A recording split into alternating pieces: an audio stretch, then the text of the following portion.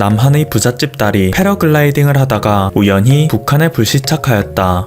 그런데 마침 북한에 있던 예의 바르고 친절한 군인의 도움을 받았고 그들은 곧 사랑에 빠졌다. 이렇게 현실과 동떨어진 TV 드라마는 한국에서 대박을 터뜨리고 말았다. 사랑의 불시착은 현실에서는 있을 수 없는 이야기지만 북한의 일상생활을 정확히 묘사해 인기를 끌고 있다.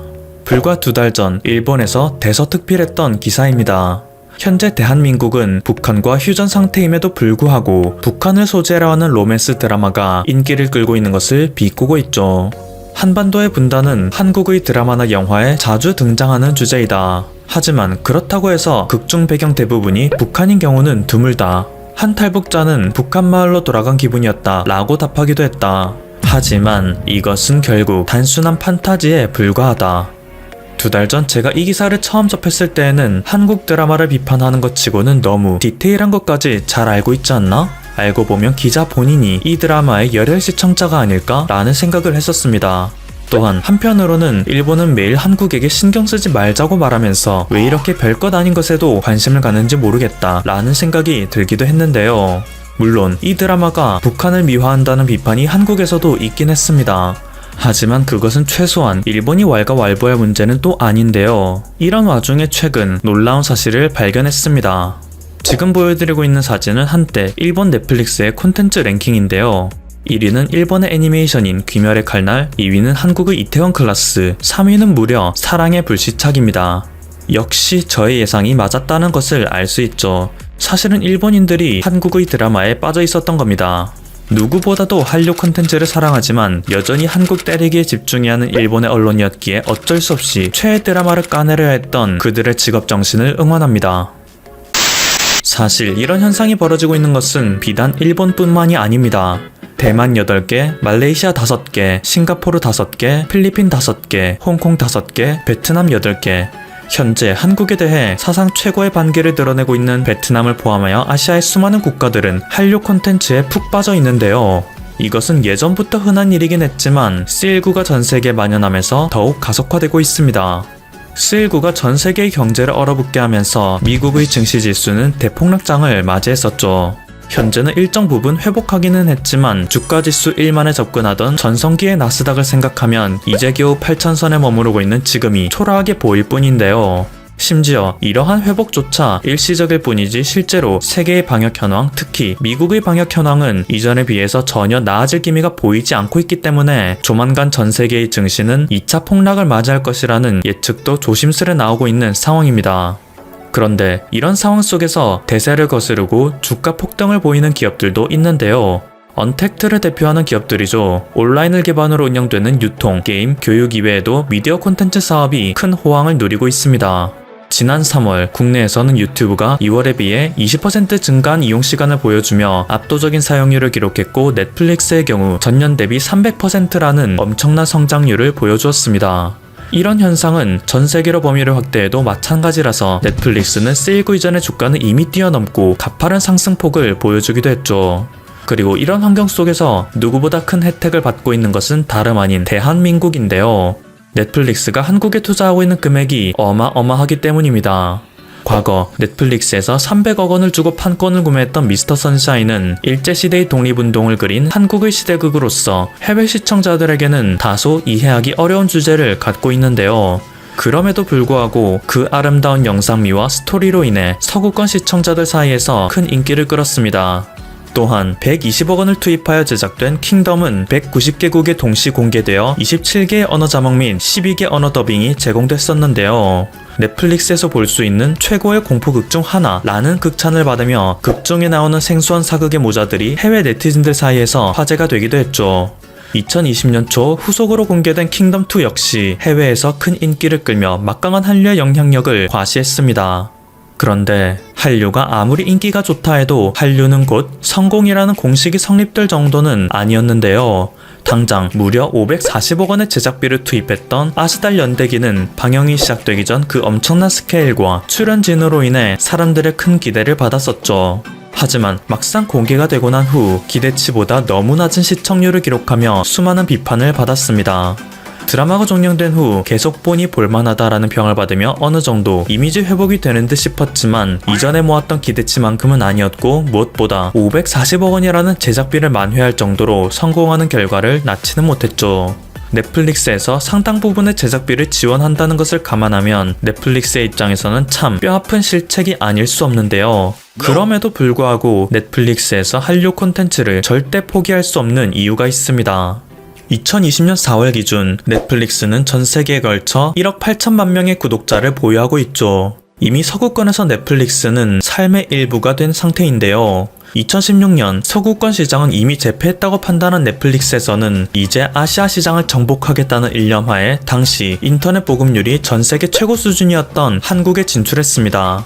그런데 한국에는 이미 영화나 드라마를 즐길 수 있는 서비스가 IPTV 등의 형태로 존재하고 있었기 때문에 넷플릭스가 그 자리를 빼앗는 것은 결코 쉽지 않았는데요.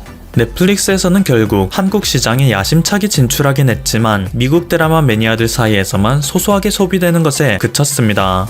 이에 실망한 넷플릭스는 그대로 한국에 대한 투자를 줄이는가 싶었죠. 그런데 2018년 아마존이 작정하고 넷플릭스의 시장을 빼앗아버리려는 행보를 보이기 시작했습니다. 자사의 프라임 비디오 서비스를 200여 개국에 출시하면서 콘텐츠 확보에만 50억 달러 한화로 6조 원을 퍼부은 것인데요.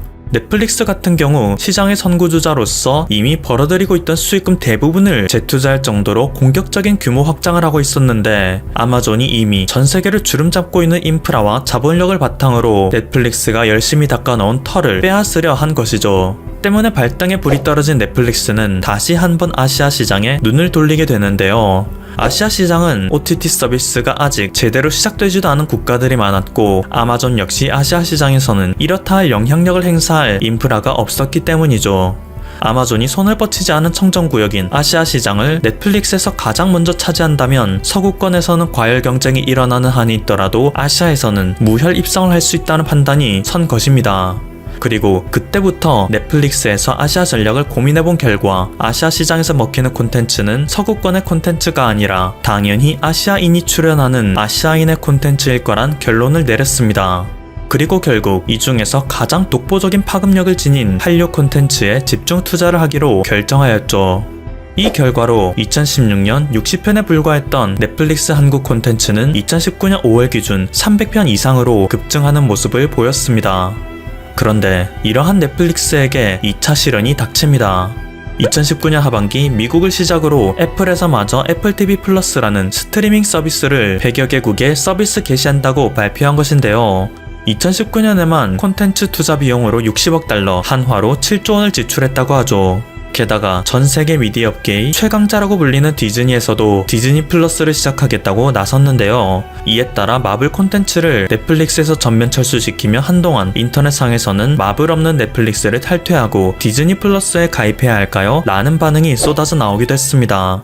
골드만삭스에 의하면 디즈니가 넷플릭스를 능가하는 것은 시간 문제다 라고 할 정도였는데요. 아마존, 애플, 디즈니라는 세계 굴지 기업들의 공세에 비교적 소규모 기업에 불과했던 넷플릭스는 결코 이기지 못할 것이라는 평가를 받았습니다.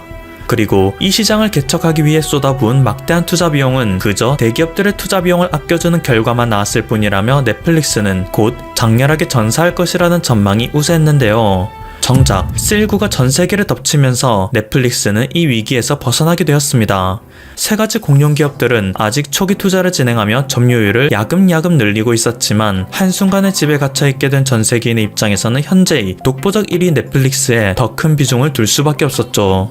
게다가 OTT 서비스라는 것을 처음 접하는 신흥국가 시장의 사람들에게는 다른 기업의 서비스가 아닌 넷플릭스만을 선택해야 하는 특별한 이유가 있었는데요. 그동안 넷플릭스가 공격적인 투자를 감행해왔던 한류 콘텐츠라는 독보적인 존재 때문이었죠.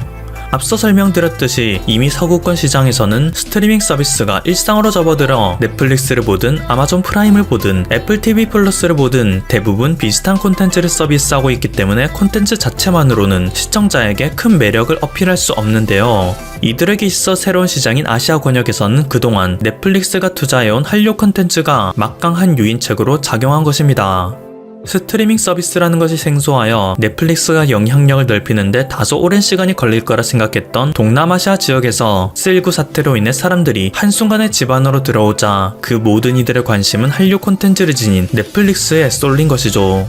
그 결과 국가들의 상위 콘텐츠에는 대부분 한국의 콘텐츠들이 이름을 올리게 된 것입니다. 그런데 놀라운 사실은 생각했던 것 이상으로 한류의 콘텐츠가 서구권 시청자들에게도 열렬한 호응을 얻고 있다는 것인데요. 한 영국인 시청자는 나는 한국 드라마 때문에 근 4달 동안 영어로 된 영상을 하나도 보지 않고 있어 라고 말하기도 했습니다. 유튜브의 댓글을 통해 전달된 그녀의 상황은 무려 1만 개에 가까운 호응을 받으며 해외 네티즌들의 공감을 이끌어냈는데요. 나도 그래. 넷플릭스가 더 이상 나에게 영어 콘텐츠를 추천해주지 않아. 겨우 4개월밖에 안 됐다는 말이야? 난 이미 중독 수준이야 라는 반응을 보이고 있죠.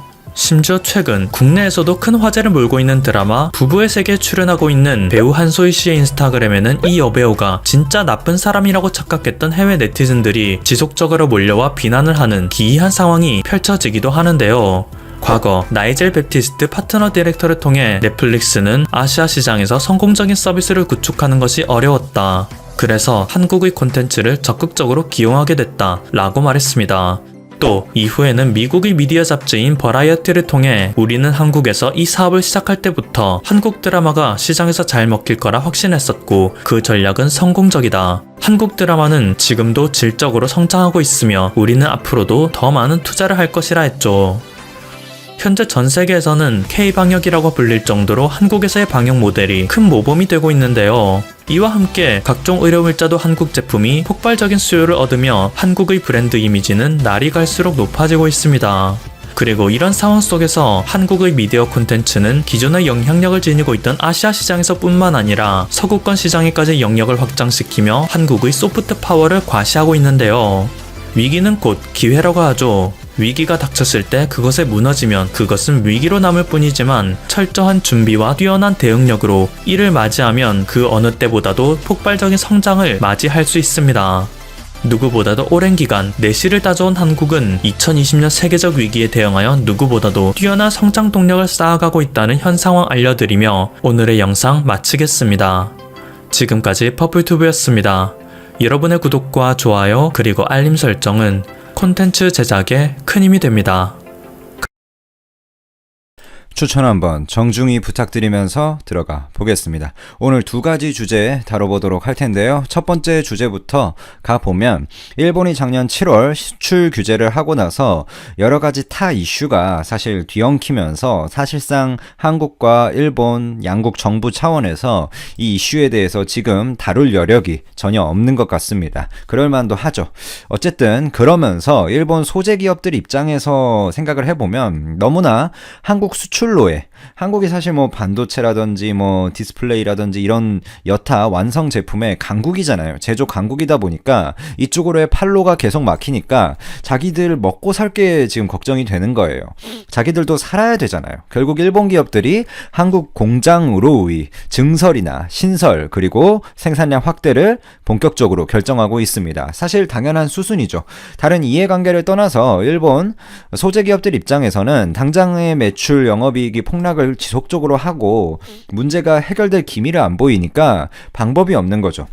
뭐 실질적인 예를 들어서 말씀드리자면 화학 제품의 전문 업체 아데카라는 기업이 있죠. 전북 전주의 생산 거점에서 지금 제품을 생산하기 시작했습니다. 일본 이 이바라기현 소재 가시마 공장에서 한국으로 수출하던 이 일부 반도체 재료를 전주에서 이제 제조를 하는 거예요.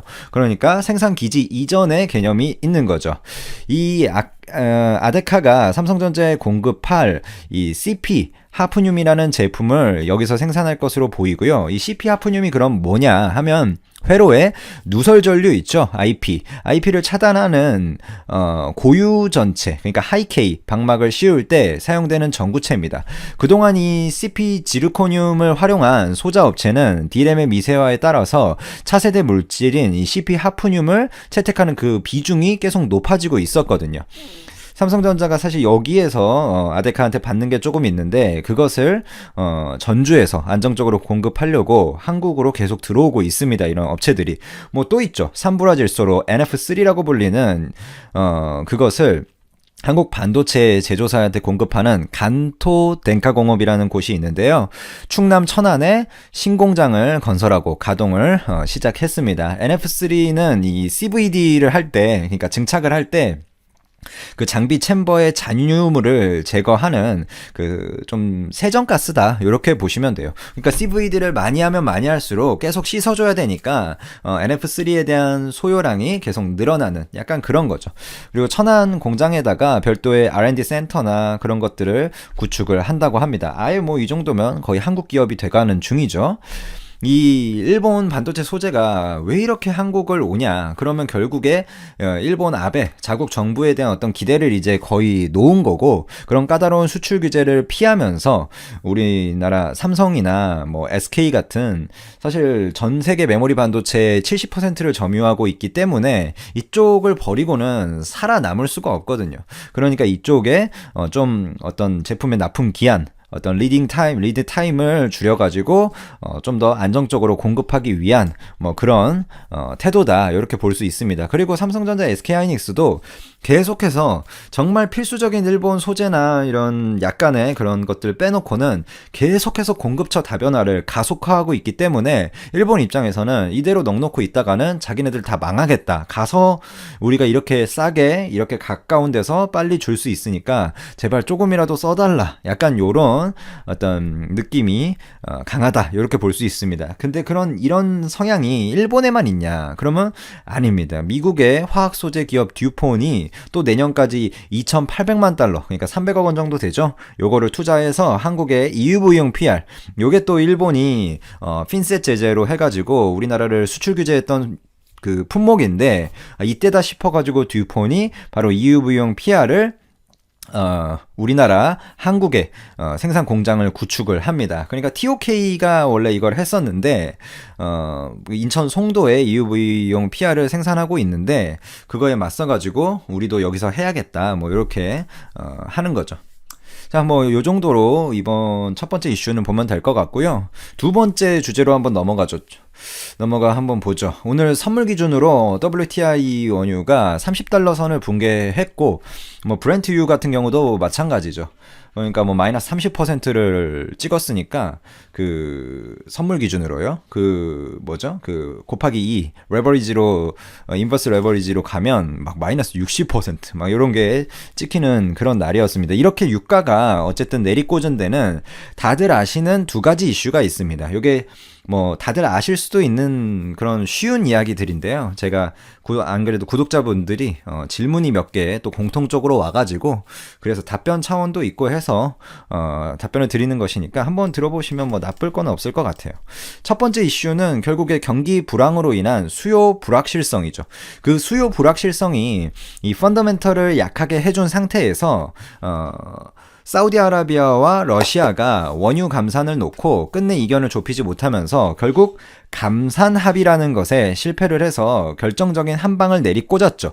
감산을 합의했으면 당연히 어느 정도 이게 받쳐줬을 텐데 가격이. 안 그래도 여러 가지 중국으로 인한 중국이 이제 중국만의 문제는 아니죠. 이제 전 세계적인 이런 수요 불확실성이 존재하는 상태에서 감산 합의까지 안 됐으니까 당연히 어느 정도 내리꽂을 건 맞았는데 심하게 내리꽂았죠.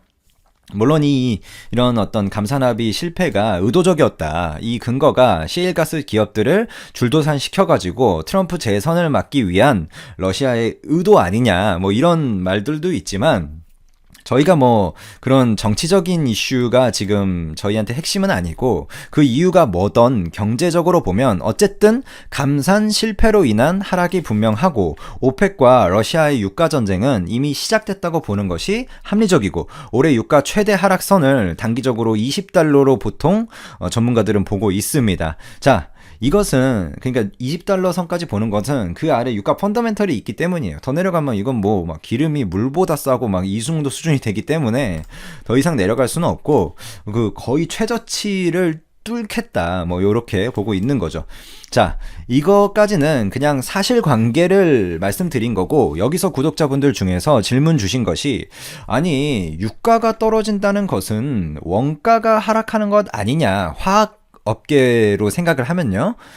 정유로 치면 얘기가 반대로 달라지지만 화학으로 치면 원가가 하락하는 거 아니냐. 근데 왜 화학업계 주가도 같이 낙폭을 키우는 것이냐라고 여쭤보신 분들이 있어요. 물론 뭐 주식 채널은 제가 아니지만 산업 이야기이기 때문에, 그리고 주가가 또 그 기업의 미래 가치를 말해주는 부분이 분명하고 지표이기 때문에 요거에 대해서 일단 답변을 드리면, 실제로 LG화학이 오늘 6.5% 빠졌고, 뭐 롯데케미칼 같은 경우도 오전에 조금 반등 하나 했지만 2.5% 하락 마감했죠.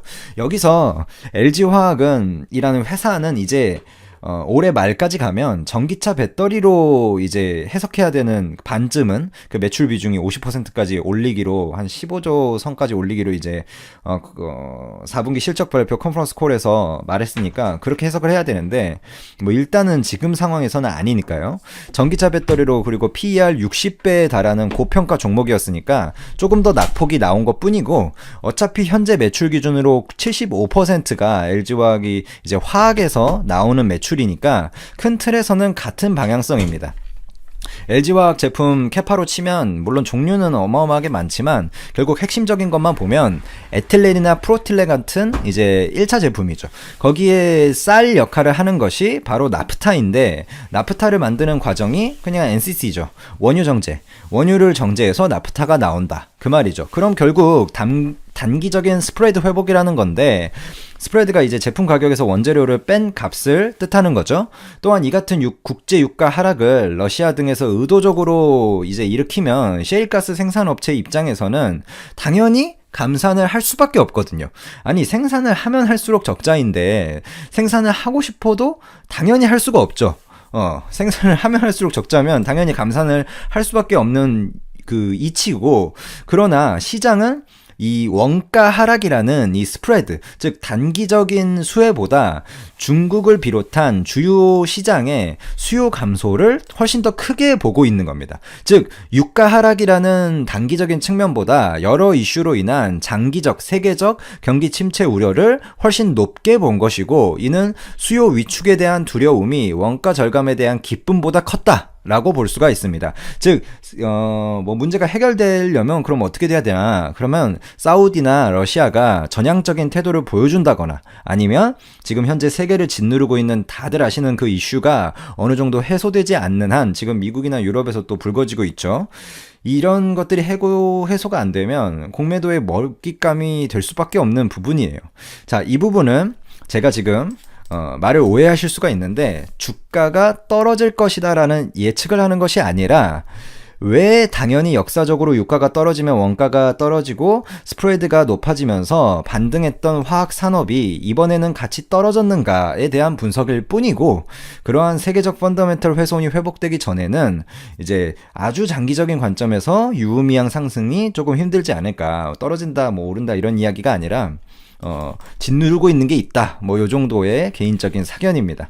저는 개인적인 시장 예측, 즉 산업, 기업에 대한 최소한의 예측은 모르겠지만 이 시장 예측은 정말 싫어하거든요. 이 시장 예측을 하고 싶지도 않고, 단기적인 시장 예측을 하는 사람들을 사기꾼이라고 생각을 하기 때문에, 뭐 예를 들어 구독자분들이 주식을 만약에 하시게 된다면 기업 분석 하나, 뭐 다들 아시는 얘기지만 기업 분석을 기반으로 해서 어떠한 하나의 기업에 대한 깊은 이해를 기반으로 시장이 좋던 나쁘던 그 기업은 계속 해자, 즉 가격 결정력 혹은 독점력을 가지고 꾸준한 이익을 벌면서 확장성 또한 갖추고 있는 그런 기업들을 찾으셔가지고 장기적으로 보면 뭐 이 산업이 커지겠구나.